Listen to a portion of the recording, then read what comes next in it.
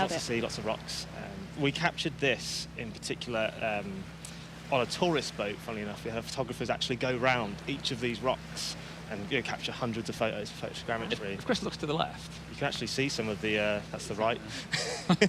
Is that the boat? Is that it there? Yeah, we have actually put a boat in the game. In the game that is comparable to the boat that we used to capture the rocky coast. So all of this, we've mentioned it a few times, but all this stuff's created with photogrammetry as well. So it's super accurate to real life, which is why it looks so amazing. Should we take it for a spin, Chris, in your heavily modified Supra?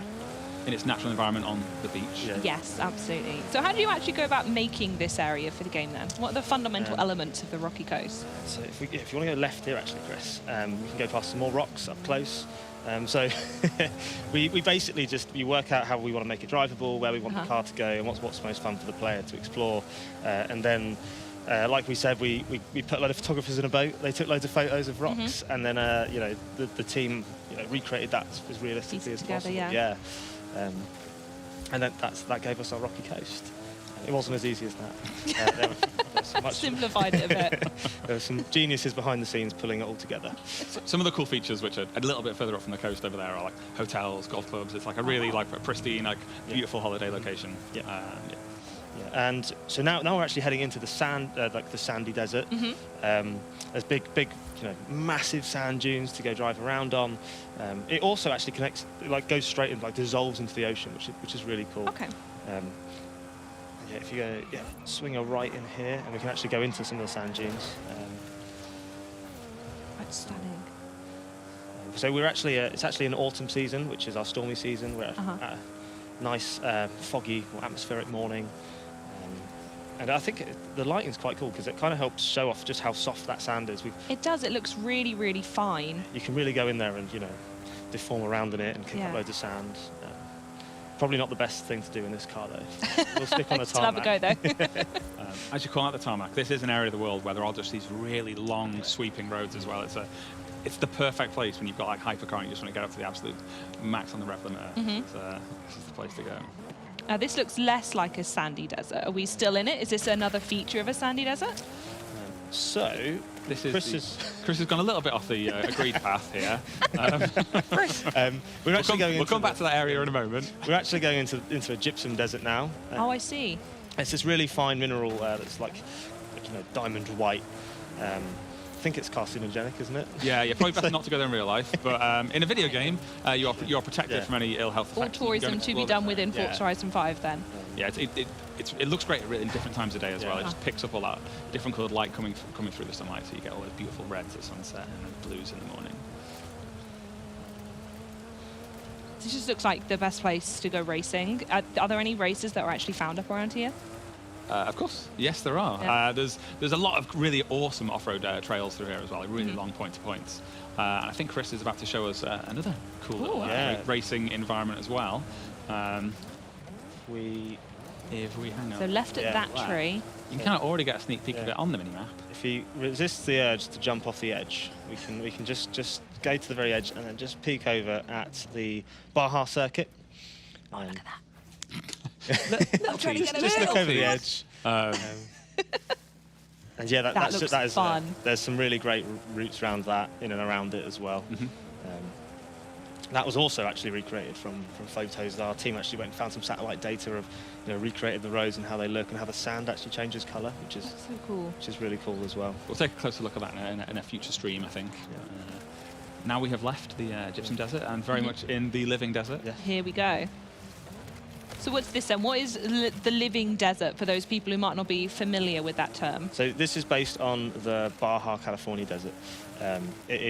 It's kind of contrary to what most people think of a desert, in that there is sand, but there's an absolute ton of foliage. There's all these lovely, thick mesquite bushes everywhere. There's loads of these yellow and celia bushes. Rocks. Chris is lost. You okay, mate? Yeah. You're just taken aback by all the cacti. So there's lots of different cacti. But we have all these weird alien-type plants called boojum. Those things there that Chris has smashed through. This was all planned, wasn't it, Chris? Flawlessly executed. Yeah. There's all these really cool little settlements as well. They've all got their own little story there as well, and really feel like they're part of the world. Really true to sort of Mexican towns and things that we found in the area. I'm remembering what you said in previous streams as well, and like that volcano is just always looming, isn't it? Where Chris just took a little detour, actually, there's a really nice trail that goes up there that is even funner coming down the other side. Yeah, I bet. There's all these like a fantastic, great big rock. There's all these big rock walls here to go, jump off and skirt around. But there's all these big rock structures that they're really like dominating in the environment as well. That you just suddenly come around the corner and there's this massive thing of geology. I think we're just about to go into another little bit of biome, which is this sort of lava, like an old lava desert that from years ago when the volcano did its thing. Did that volcano thing. It did the volcano thing, and now that lava is rocks. And and that's just like another difference to the visual of the environment. And that's full of all these big volcanic rocks that you can skirt in and around, and that's really cool. Yeah, I think we said it already, but just the pure density of foliage here. There's just so many separate bits coming in to make this scene just feel so full of life. And you could see them coming as well when we went through like the sand desert and we were coming up to I said lizard desert. I'm sure lizards live there. Anyway, the living desert, you could just see it approaching because suddenly like it just got thicker with all the foliage going on. Look at that. So this is actually, Chris, if you stop and we just sort of pan around, you can see all the detail that's gone into the roads of this game. They say no, keep going. Hooligan driver tires. So there's actually a seasonal river here because this is a riverbed that in autumn floods because it's the stormy season. But like all that detail in the road's really cool. Cracks. It also, some areas where it's really sandy, those cracks actually fill up with sand, which is a nice touch. So photo mode's going to be give a lot of options for the photographers out there to get some cool environments. But I think there is a sand road around here that will show off some of the cool new VFX that the team have done. We've really focused on tyre smoke and making sure that all of the dust kick-up feels really full and voluminous. It feels like it's lit from loads of different angles now. It's a big entity in the world. Such a cool detail. And for the drifters out there, when you're on tarmac, the tyre. I think Chris helped implement the system. The tyres are actually, the tyre smoke is related to heat, based on how hot the tyre would be. It kicks off that amount of smoke, just to add another layer of realism in there. I think Chris going first person now, responding to some requests from chat. Oh, look at it. Yeah, and of course that tyre heat as well is affected by seasons. Exactly. So in the hotter seasons, your tyres heat up faster, you get more drift kick up. And in a car like this as well, it's just perfect for it. Yeah. Lovely. Awesome. Well, we looked at the Emerald Circuit, which was an asphalt route, and it was part of the Horizon Apex Festival. We can see there as we go under the race gantry, this is part of the Horizon Wilds Festival, which is a festival that's dedicated to dirt racing, off-road racing, all that, like really loose surface racing. Like fun stuff. Yeah, exactly. It's so much fun when you're in an awesome rally car like the EVO here. Moulahay is in a part of the living desert that's really hilly. I was actually going to ask where this is based and what we're looking at. So it's actually it's like the southern part of the living desert. So the terrain gets more hilly, it's less rocky, and there's actually a big river that connects to the ocean. So there's like a massive oasis at the bottom of it, I guess you could call it that, which is just full of palm trees, and that blends out into that jungle vista you can see there. I think we've got some broken checkpoints there, haven't we? Have you gone through one, Chris? So Chris, currently in 6th place. I feel like Andy would have done better than this by now. So I think he would have finished it by now, actually. Both laps. Moulahay is this really colourful little quaint town. I think we've even hidden a mural in there somewhere. Okay. People that want to go find those.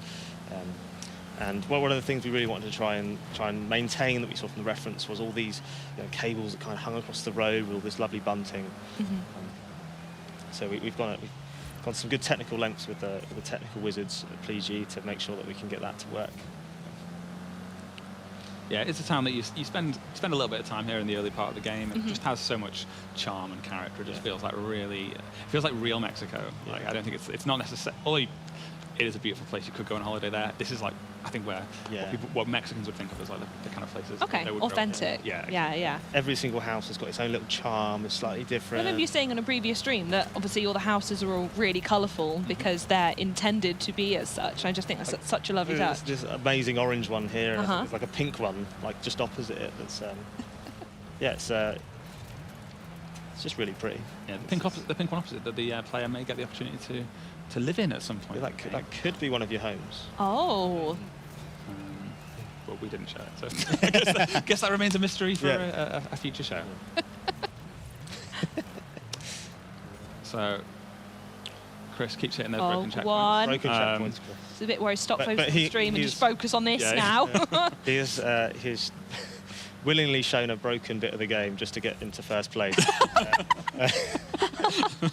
Commendable. That will be remembered. I know it will also be fixed as well. That is a bug that is already fixed in a newer build than this. All right, so he's only got one corner left. I think he's got enough of a lead now that we can call it done. So well done, Chris. Well done. You can come back another week, Chris. Great work. Very well done. Very good. That was stunning. I love that you're showing us all. Right, so Chris, back behind the wheel, but this time driving on the map. So so tell you what, should we go back and show just where we've driven on the map? So we can see the scramble there that we've just done, right? That was Mulegé. That's a scramble. There's the El Arco in Cabo, and then going up, we've got the sand dunes, and then a bit of that gypsum desert, and there's the Baja circuit. That's one we peeped at earlier from over the hill, right? We did, so people can now get a good look at that and start to work out how they're going to build their own routes through there using Event Lab. And then if you go right, you can just see how massive that volcano is. It's a big volcano. So on the right there, that massive stretch of road is the asphalt switchbacks we showed last time. And the other massive switchback is the dirt one as well. So you can go up either of those ways or cross country, and there's probably about 100 different ways you can jump off of it as well. Yeah. Perfect. And then here we are in Guanajuato. That's that amazing city, which has also got the canal, the tunnel. Yeah, tunnel. Why was I stuck on tunnel? The tunnel system underneath, so you can drive through there and then come out of this beautiful city. And then just north of here, there is.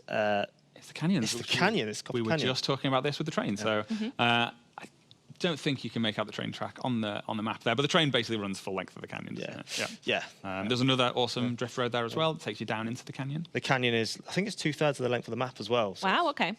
Massive. It's a great road. Fairly significant, then, huh? Now we're looking at the tropical coast on the east of the map, and down there is the town of Playa Azul. This is what we showed with the beautiful mural art by Farid Reda. So that there's actually 2 of his murals in that town for the mural hunters. Tell them so we will get a closer look at this biome in a future stream. But whereas the rocky coast we saw earlier is really dusty and dry and rocky, this is super lush and green and tropical. It's worth saying as well, we are going to let's put up a high resolution one of these if we haven't already. So don't worry about stitching this thing together. We'll give you the proper one. Yeah, check out. Zoom in yourselves. Check it out. Figure it out. Yeah, it'll be on our Twitter and Insta within the next few minutes. I'm reliably assured. So, Perfect. So no need to be screen capping this. There will be one out that you can just digest at your heart's content. So, are there any other particular features you want to call out, or any favourite areas? If you head slightly north, Chris, I think it's worth calling out the stadium. So we showed this during our E3 presentation. It's where we had that event lab creation with all the bowling pins and the jumps and stuff. It's a really big open space. It's the perfect place to get in there and build using our amazing UGC tools. And I know you've mentioned previously, but the map's bigger than Forza Horizon 4. To what scale, or how does that actually translate? It's 50% bigger. Okay. So 1.5 times the size of Forza Horizon 4. Yep. Gorgeous. And this is the highway you've mentioned as well, right? Yes, the longest one so far? There we go. From more or less the bottom corner up to the top corner. The longest we've had in any of the Horizon titles. And yes, there is a danger sign at the end. Just absolutely yeet yourself off the end of it. Love it. Yeah, straight out. So your favourite is the stadium, or did you have another favourite, Mike? My favourite area actually is the main festival, which is just where Chris is highlighting right now. You can actually see that it's built around an old abandoned racetrack, so there's a really awesome race circuit through there, which I think it will become the natural test track for people when they're building out their tunes, and I think we'll probably use it to test out some vehicles in a future stream. It's also got that runway running right the way through it, which acts as a drag strip.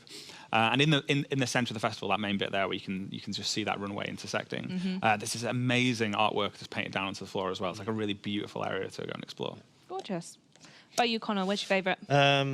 I've got so many, obviously. Well, go through them all then, obviously. let's talk about the whole map.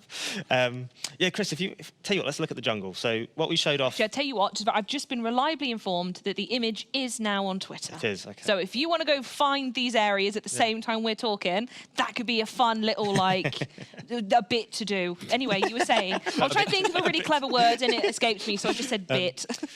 So yeah, I think the jungle is one of my favourite areas. And in the middle of the jungle is actually this like a vast water network of waterfalls. And in the heart of that is this great big waterfall called Agua Azul, which I haven't stopped going on about, as Mike assured me, since the beginning of the project. Because it's just such, it's so stunning. It's amazing. It's amazing work of art by our team who've been working, tirelessly to get over this technical challenge. And not only that, but it's amazing because you can jump off of it, you can drive around it. It looks good at all times of day. Is this the one that we saw in the trailer? It is the same one, yeah. And yeah, I mean, there it is on the map there. You can see just how big that thing is. Yeah. So it covers most of the jungle. Yeah, he's not joking either. He started talking about 3 minutes after we chose Mexico as the location. Like, there's this waterfall. Got to do it. It's called the Agua Azul waterfall. Before we talk about cars or anything else, there's this waterfall that has to be in here. All right, mate. It's great. It's great. It's a great waterfall. But yeah, people have already spotted all the temple sites, I guess. But we've got Teotihuacan there, Tulum on the east coast. We've got Ekbalam. There's the Giants of Tula, and there's Uxmal as well. So yeah, I think temple sites. I mean, they're inherently cool. So they probably are my favourite. Love seeing those the other week. That was brilliant. Well, lovely. I think that's everything of the map that we're going to go through today, and that's everything we have time for.